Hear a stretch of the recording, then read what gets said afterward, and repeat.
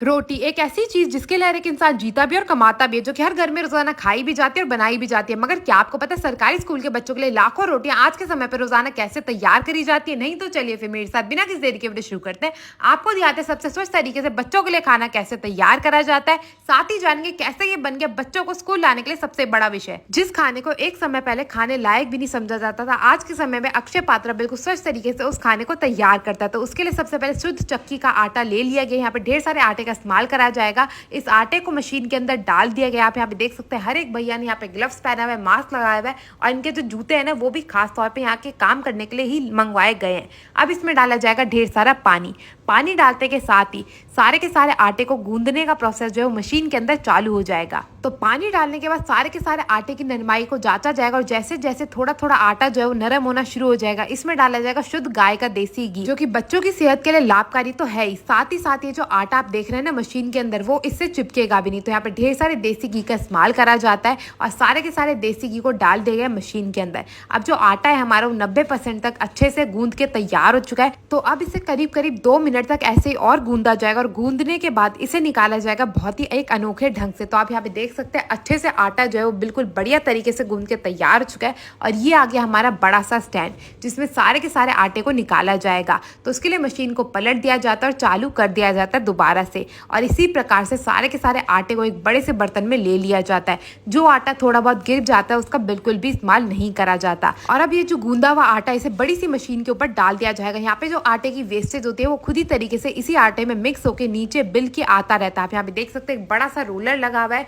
जिसमें पीछे की ओर से जो आटा है वो ऊपर से आता रहेगा और नीचे की ओर से बिल के आगे की ओर जाता रहेगा। और इस सफेद सी पट्टी से निकलता है सूखा आटा, ताकि जो हमारा आटा है ना वो बिल्कुल बढ़िया तरीके से बिले और ये जो है ना हमारी रोटियां बिल्कुल नरम नरम सी बन सके। आप यहाँ पे देख सकते हैं सूखा आटा भी बिल्कुल बराबर तरीके से सारे के सारे आटे पे लग चुका है। और अब इस बड़े से रोलर की मदद से हमारी बनाई जाएंगी बिल्कुल गोल गोल रोटियां, जो कि भैया बनानी आसान तो बिल्कुल नहीं होती है। बिना मशीन के भैया मेरी मम्मी तो बना लेती है, मगर मुझसे कोई कहता तो मेरे से तो भारत देश का नक्शा ही बनता है।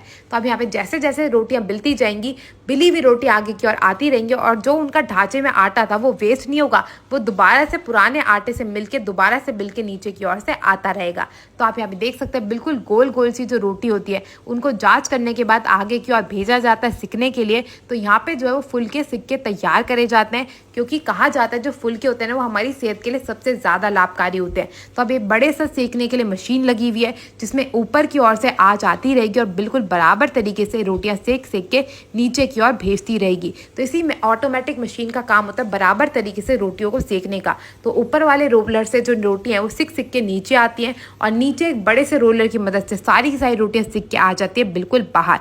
आप सोच रहे होंगे ना जो टेढ़ा मेढ़ा नक्शे वाली रोटी मशीन ने भी बनाई है, भैया मशीन भी तो हैंडमेड है, थोड़ी बहुत उससे भी गलतियाँ हो ही जाती हैं। तो उन रोटियों को गाय माता को खिला दिया जाता है और जो बाकी की रोटियाँ होती है वो जाती है आगे देसी घी लगने के लिए। तो जी हाँ, बच्चों के खाने में देसी घी तक लगाया जाता है। तो ये जो नलका है इससे आता है शुद्ध देसी घी, जो कि हर एक रोटी पे नीचे बिल्कुल बराबर तरीके से गिरता रहता है। और जो आप सोचोगे ना भैया बाकी का देसी घी तो वेस्ट हो रहा है, तो मैं आपको बता दूं वो एक नीचे बड़ा सा कंटेनर लगा हुआ है जिसमें सारा का सारा देसी घी जो है वो कलेक्ट हो जाता है जितना भी वेस्ट होता है। तो अब हमारी जो रोटियां हैं वो बिल्कुल गोल गोल बन के हो चुकी है तैयार हमारे नन्हे मुन्ने बच्चों के खाने के लिए। मगर उनका जब समय होगा लंच का तब तक इन रोटियों को पहुंचा दिया जाएगा हर एक स्कूल में। मैं आपको बता दूं सरकारी स्कूल के जो बच्चे होते हैं ना ज्यादातर वही होते हैं जिनके माँ बाप उन्हें 2 टाइम तक का खाना अच्छे से नहीं खिला पाते, इसीलिए वो ज्यादातर बच्चों को सरकारी स्कूल भेज देता है। उन्हें खाना खा के कम से कम 1 टाइम का खाना मिल जाता है। यही एक सबसे बड़ी मोटिवेशन होती है नन्हे मुन्ने बच्चों को स्कूल आने के लिए। इसीलिए आते हैं और इस खाने को इतने प्रेम पूर्वक खाते हैं कि जिसे देख के आपका मन भी प्रसन्न हो जाएगा। इसी के साथ मैं आपसे मिलती हूँ अगली वीडियो में।